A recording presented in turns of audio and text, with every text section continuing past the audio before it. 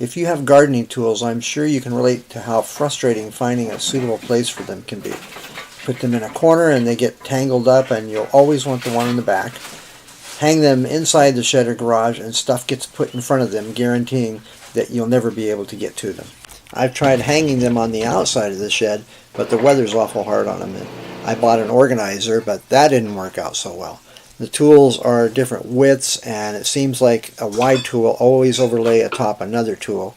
And on top of that, they seem to take up an awful lot of space. The answer was in the wood shop all along, and all it took was some old 2x4s and screws. Any kind of joinery makes things stronger, so I carved out some dados and used 12-inch pieces to make the holders. I worked in factories when I was younger, and I still like projects where I'm running a lot of the same kind of parts. You set up your jigs and you just run the pieces through. I decided to make 5 hooks because eventually I'll enclose them, and with 5 I can space them out to 4 feet.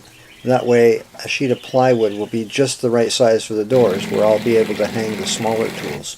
I rated the paint cabinet for every partially used can of paint that I could find because why not? It worked better than I'd planned. Even if there are large tools in front, you just pull them out and get the tool you want from behind and then slide those tools back in again. And I think this system will be even more functional when I get it enclosed.